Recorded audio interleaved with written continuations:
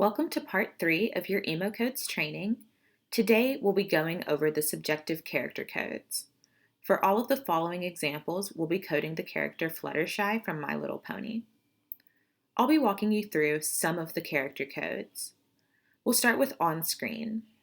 On-screen is a binary code, meaning your only options are 0 or 1. Anytime the character that you're coding is on-screen, we'll code that as a 1. And anytime your character is not on screen, we will code that as a 0. So why don't we jump right in and I'll show you what I mean. Let's select our on-screen code and then we'll press play. These first few seconds are going to go quickly, so I'll go ahead and code them and then we'll talk about what they mean. Let's press play. If we're going to catch the train to Canterlot. Oh goodness, look at the time! Yes, go! I'm right behind you! You're not gonna be here? In your workroom? Darling, I simply can't.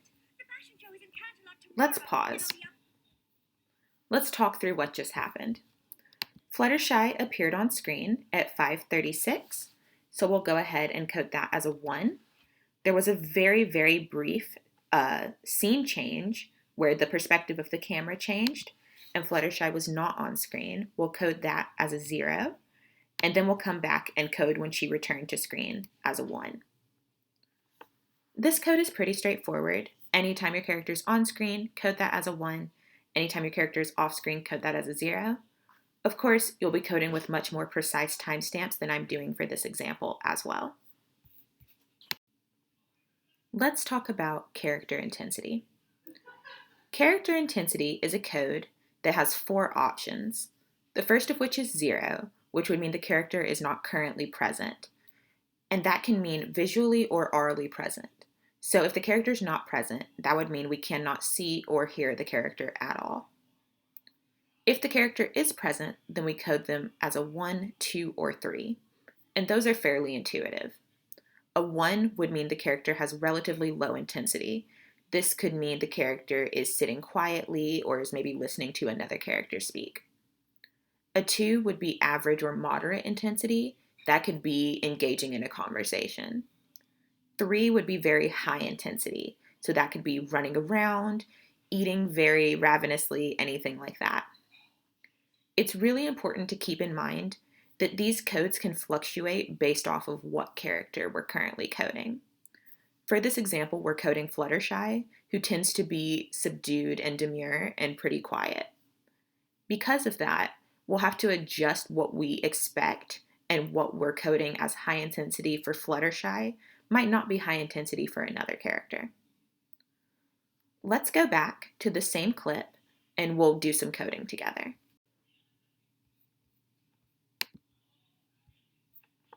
Now, if we're going to catch the train to Canterlot. Oh goodness, look at the time! Yes, go! I'm right behind you! You're not gonna be here? In your workroom? Oh darling, I simply can't. The fashion show is in Canterlot tomorrow, and I'll be up all night, even with the help of all of my assistants. Let's go ahead and stop there. When Fluttershy first peeks out from behind the counter, she's very reserved, even for her normal personality. I'm going to code that as a 1. And then, of course, like we mentioned before, there's a very brief moment where she's not on screen. Of course, use more precise timestamps when you're coding, so we'll code that as a 0. Nothing about her appearance or mood really changes in intensity when she continues to speak, so we'll go ahead and code that as a 1 as well. Keep in mind that these are, of course, subjective codes. You might disagree with me, and that's totally fine. I'll go ahead and press play, and we'll continue to code and talk about it. Well, not all my assistants. Off screen, we'll code a 0. Smokey Jr. This is pretty much typical Fluttershy. I'll code that as a 2. And so you'll continue to code, basically just marking the differences in their intensity sort of as things happen throughout the episode. Let's talk about the character valence codes.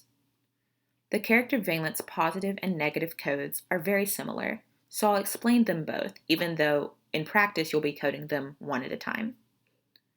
Both of these codes are binary codes, meaning your only options are 0 or 1.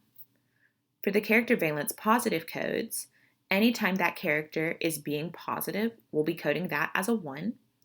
Anytime that character is not being positive, we'll be coding that as a 0. Likewise, for the character valence negative codes, anytime that character is being negative, it will be coded as a 1. Anytime that character is not being negative, it will be coded as a 0. Keep in mind that these codes are not mutually exclusive. It's possible for a character to be positive, negative, both, or neither at any given time point. So let's jump into the codes, and I'll talk through what we're doing. Leave now if we're going to catch the train to Canterlot. Oh goodness, look at the time! Yes, go! I'm right behind you! You're not gonna be here? Let's pause right there. Keep in mind, again, these codes are pretty subjective. I think that Fluttershy's being, I actually would feel pretty neutral about this. I wouldn't consider it positive, so I'm going to code that as a 0. Let's keep going. Workroom?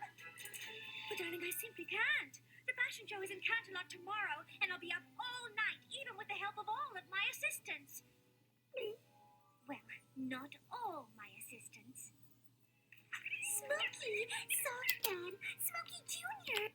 So I started a new code there, slightly before she came back to screen, because her voice was audible. And I think her voice was actually pretty positive. So I'm going to code that as a 1. And let's see if that positive code continues. All of this I would consider pretty positive as well. Now let's look at an example of a negative code. So I've rewound the clip so we can start over from that same moment, and now we'll be coding character valence negative. Train to Canterlot. Oh goodness, look at the time! Yes, go! I'm right behind you! You're not gonna be here? In your workroom? So let's pause there. While I feel pretty neutral about that, I did notice some hesitance, which is sort of negative. I'm going to code that as a 1 just for sake of this example. Again, these are subjective. Feel free to disagree. Let's keep going. But darling, I simply can't. The fashion show is in Canterlot tomorrow, and I'll be up all night, even with the help of all of my assistants. Still negative there, so no need to change our code. Smokey, Soft Man. That's not negative, so I'll code that as a 0. Ever since you convinced me to let them live in the shop, Let's talk about the 4 codes I currently have on screen, the D codes, or directed codes. These codes ask, where was the emotion directed? Let's start with D other. D other is a binary code, so your options are 0 or 1 if the emotion was directed at another character. For this clip that we're using as an example, Fluttershy is directing her emotion mainly towards Rarity. So in that instance, we would code it as a 1 because emotion is being directed to another character. Let's talk about D other name. So that's just the name of the character or characters that the emotion is directed towards.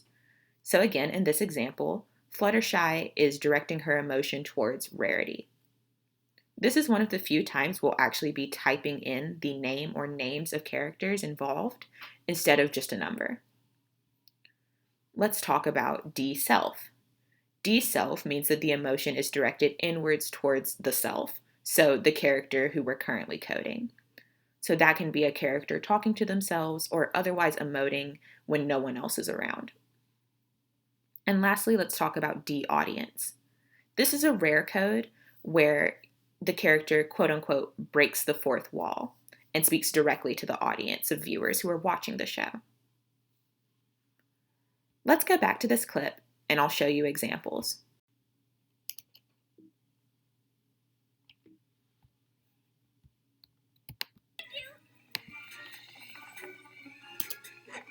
gonna be here? In your workroom?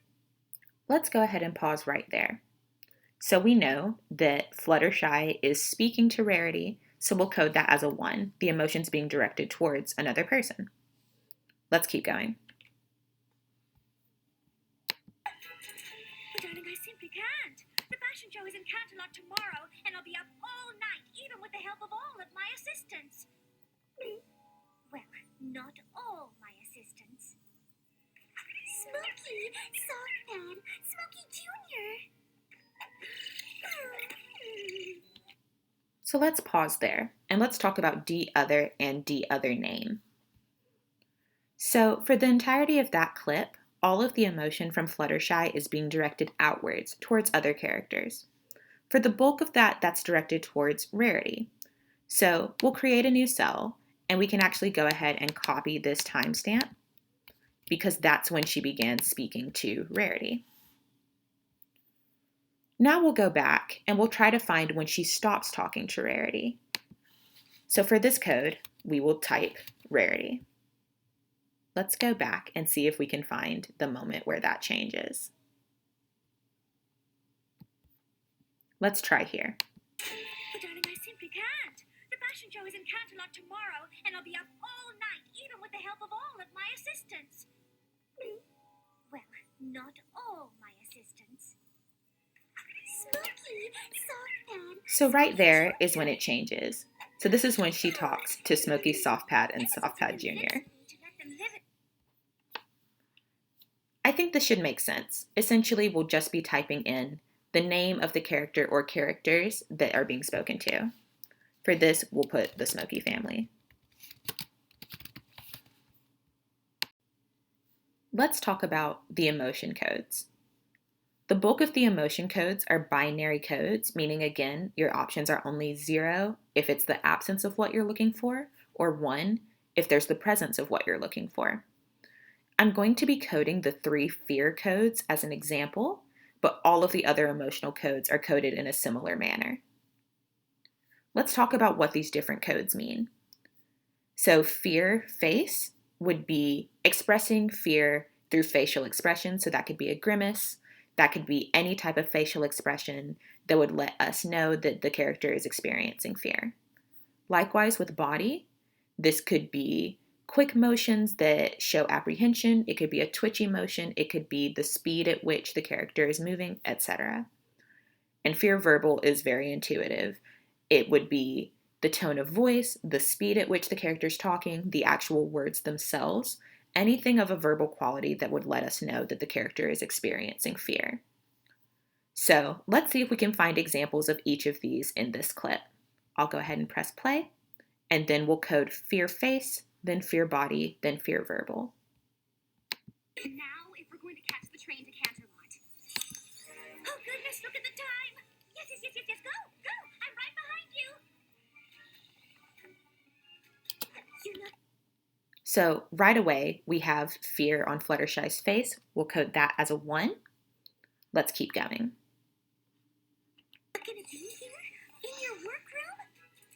Oh, darling, I simply can't. The fashion show is in Canterlot tomorrow, and I'll be up all night, even with the help of all of my assistants. Again, we have a fearful expression. Let's go ahead and pause, and we'll go to fear body. I'll rewind, and we'll see if we can start the clip at the same place. Okay, now we'll be looking for fear in body expressions. This can sometimes be a bit more subtle, but I'll point out an example. Now, if we're going to catch the train to Canterlot. Oh goodness, look at the time! Yes, go! I'm right behind you! You're not gonna be here? In your workroom? So let's pause there. There was a brief moment where Fluttershy raises up one leg, and it's meant to express some apprehension, so I'll code just that portion as a 1. Okay, let's keep going. But darling, I simply can't. The fashion show is in Canterlot tomorrow, and I'll be up all night, even with the help of all of my assistants. So I want to pause there just to point out that that was only a facial expression, not a bodily expression, so I won't count that. For sake of this example, I'll go ahead and rewind, and I'll see if we can code fear verbal. Okay, let's press play. I need to leave now if we're going to catch the train to Canterlot. Oh goodness, look at the time! Yes, go! I'm right behind you! You're not gonna be here? In your workroom? So I'll pause there. For that particular statement, you can tell that Fluttershy's voice sounds a bit apprehensive. You can tell from the tone of her voice that she's unsure of herself, etc. Also, the literal words are expressing some hesitation, so I'll code that as a 1. Again, keep in mind that these codes are subjective.